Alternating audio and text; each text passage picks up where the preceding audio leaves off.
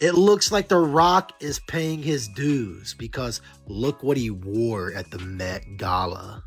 These celebrities sure do love to humiliate themselves. Last year, it was Shabuzi. This year, it is The Rock, Damson Idris, and a lineup of other black men stepping onto the Met Gala carpet in ways that got people talking heavy. The vibe feels off to a lot of viewers, like something deeper is going on behind the scenes. And it is not just the men this time. Did you see what Doechii pulled up in? Then Serena Williams had people confused too, with folks wondering why her team let that look slide. And Cardi B had everyone staring because her outfit had people saying she looked like an intestine. People keep bringing up that so-called dress ritual, where male celebrities are pushed to wear certain outfits as some kind of symbolic move tied to control and image. Now, Katt Williams is saying people are reading it wrong. According to Katt, it's not just about dresses or wild fashion. He says it's a loyalty test, a quiet game of how far you will go to stay accepted in that circle. In his view, it's about obedience and seeing who will follow orders without question. We don't care how people feel about the ritual. It's about does following the ritual work. Yeah. And so you can fool yourself into thinking there isn't one, but the evidence will be clear. Katt went even further, tying together the strange outfits, the public embarrassment moments, and those non-stop controversies that pop up every week. He even pointed at what some call the trans agenda and said it all connects under one system. He claimed it links back to Baphomet worship. People are really out here saying the elites in Hollywood are moving different, like something deeper is happening behind closed doors while everyone else is stuck arguing about outfits and fashion choices. Now, look at this year's Met Gala, because it had people shaking their heads. Almost nobody stuck to the theme. The fits felt basic, like the creativity just disappeared. And right on schedule, there was that one moment everyone knew was coming. This time, it was The Rock stepping out in a skirt paired with a $3.3 million watch. When asked about it, he explained that in his culture, the strongest men wear garments like that. And yes, in many Polynesian cultures, men do wear wraparound pieces that can look like skirts as part of tradition. But people quickly pointed out that The Rock was not wearing traditional Polynesian clothing. What he had on looked more like a modern-styled outfit that did not fully match that explanation. The most masculine men, but not that I'm one of them, but the most masculine men wear lava-lavas and skirts. Online reactions came in fast, and a lot of people were not convinced by the tradition angle. One person on X wrote, "Hey look, they finally got The Rock in a dress." He held out longer than most, but the humiliation ritual for many men of color in Hollywood remains virtually undefeated. Hopefully, this gets him a couple of big movies. And someone else pushed it even further, saying, when you see a male celebrity in a skirt, it means their bank account is getting low and they are offering themselves for money and roles. Then you had Damson Idris out there moving in a way that had people talking crazy. He showed up solo after his split from Lori Harvey, and even without wearing a skirt, folks were still saying he was giving off feminine energy. Some people online even confused him for a Lil Nas X, which just added more noise to the whole situation. The theme this year was costume art, with the dress code being fashion is art. So people started asking if Damson even tried to match that idea. Sir Idris, can you see the fashion, please? Right here, sir. Can you see the front? Yeah. Now, A$AP Rocky clearly put in effort, but that did not stop the backlash. A lot of reactions were wild, with one person saying, "I am glad he is finally the bad bee he always wanted to be." Another joked that he looked like he walked in wearing a pink Victoria's Secret bathrobe. Now shifting to the women, because Doechii had people completely confused. The look had everyone asking what the goal even was. Some were trying to figure out if she was wearing invisible Balenciaga heels or if it was meant to look that way on purpose. People kept questioning what the message was supposed to be. One fan wrote, "This is disturbing to see. Doechii is looking like a slave at an auction. Very disappointing." She steps out, everyone looking for the shoes. Yeah, they are not there. And then there was Erin Rose Phillip, recognized as the first Black transgender woman with quadriplegic cerebral palsy signed to a major modeling agency, also making an appearance at this year's Met Gala. And no disrespect, but some people are asking a serious question here. Does it feel like she is being supported, or does it come off like she is being put on display? People are wondering if the agency that signed her, or Anna Wintour, who invited her, truly cares, or if this is more about appearances. To some, it looks like surface-level support, where a real situation is being used to send a message or fit a certain narrative. So when you zoom out, the conversation gets deeper. Based on what Katt Williams has been saying about industry humiliation and those rumored ritual ideas, some believe the Met Gala is more than just a fundraiser for the Costume Institute. They see it as a stage where celebrities are pushed to present themselves in ways that spark shock and confusion. Clear. So like when I be like, oh, these guys are wearing dresses. Everybody's like, oh, he keeps talking about people wearing dresses. No, it's That not. is a weird thing. It's not like that.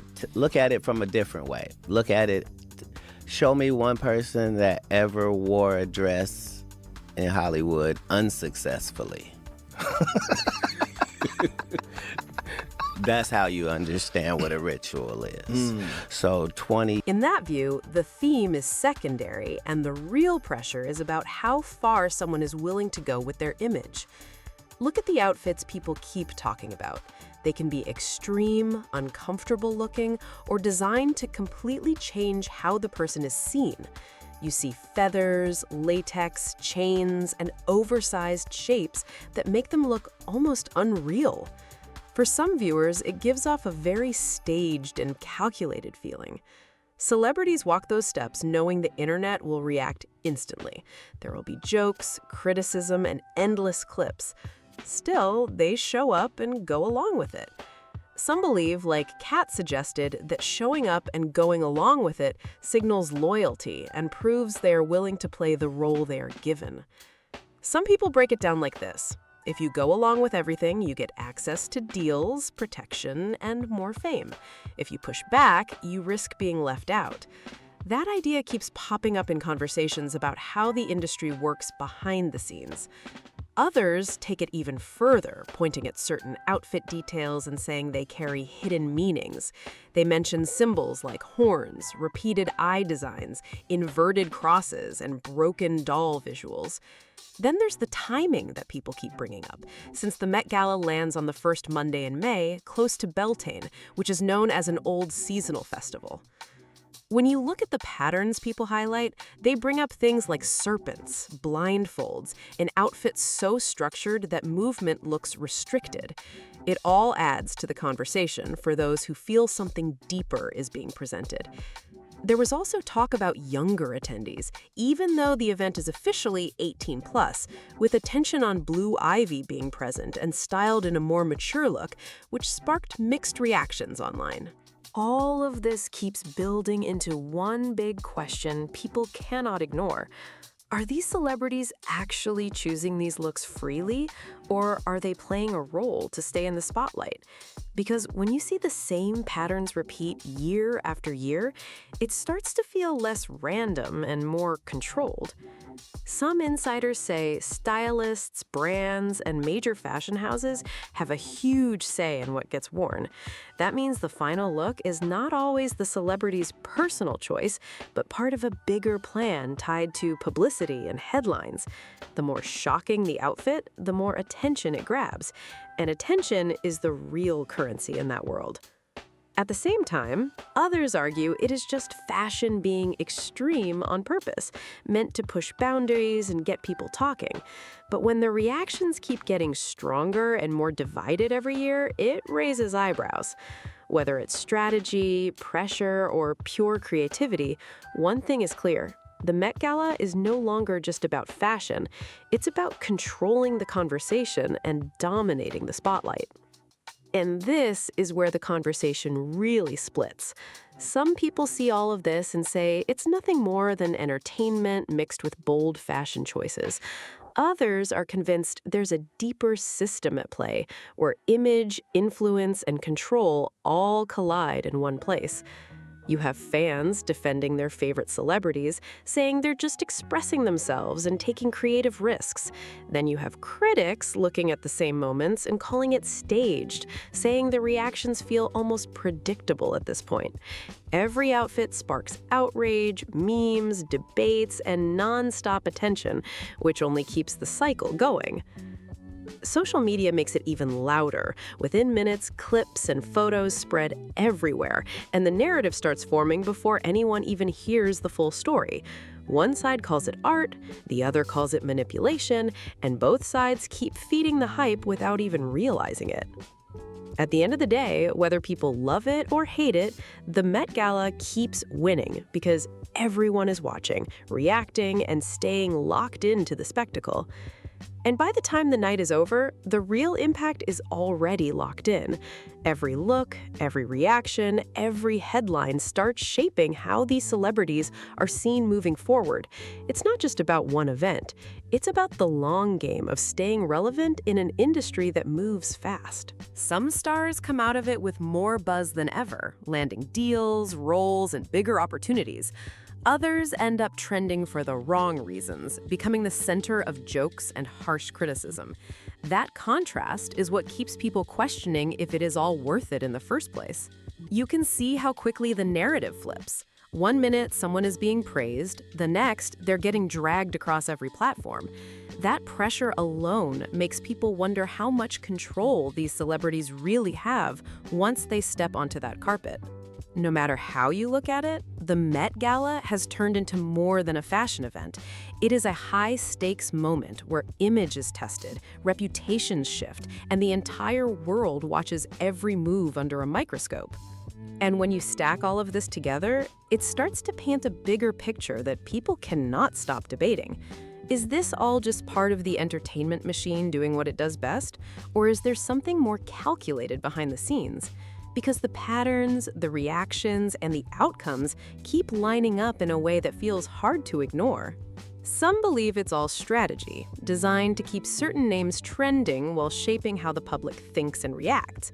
Others say people are reading too deep into it, and that shock value has always been part of high fashion and celebrity culture. Still, the fact that the same type of moments keep happening have people looking twice. You have outfits that confuse people, statements that spark backlash, and viral clips that take over timelines within minutes. It all feeds into a cycle where attention never slows down. Whether it's planned or not, the result stays the same every single time.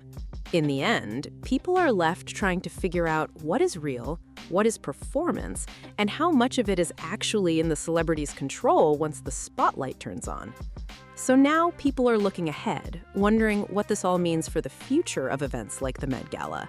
Will things keep getting more extreme just to hold attention, or will there be a shift back to something that feels more genuine and creative?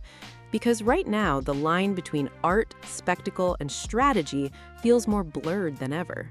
Celebrities know the pressure is on the moment they accept the invitation. It is not just about showing up. It is about delivering a moment that will dominate headlines and timelines at the same time. That kind of expectation pushes people to take bigger risks, even if it means facing heavy criticism right after. At the same time, audiences are getting sharper. People question everything now, from the styling choices to the meaning behind each look. Nothing just passes as random anymore. Everything gets analyzed frame by frame. So whether this is all carefully planned or just the natural evolution of fame and fashion, one thing is clear. The spotlight is not getting any softer, and anyone who steps into it has to be ready for everything that comes with it. So some people are saying it goes beyond embarrassment and turns into something deeper, where attention itself becomes the real payoff, and celebrities end up playing both sides of the situation at the same time. Others push back on that hard and say it's just performance and branding, with extreme moments playing out in real time. What really stands out is how everyone watching becomes part of it. Every post, every reaction, every debate keeps the spotlight alive and the machine running. That is the part a lot of people are starting to question more seriously. Now, I want to hear what you think about all of this. Do you believe Katt Williams is overanalyzing the situation, or do you think there is some truth in what he is pointing out? Drop your thoughts in the comments and make sure to like, subscribe, and share this video so more people can join the conversation.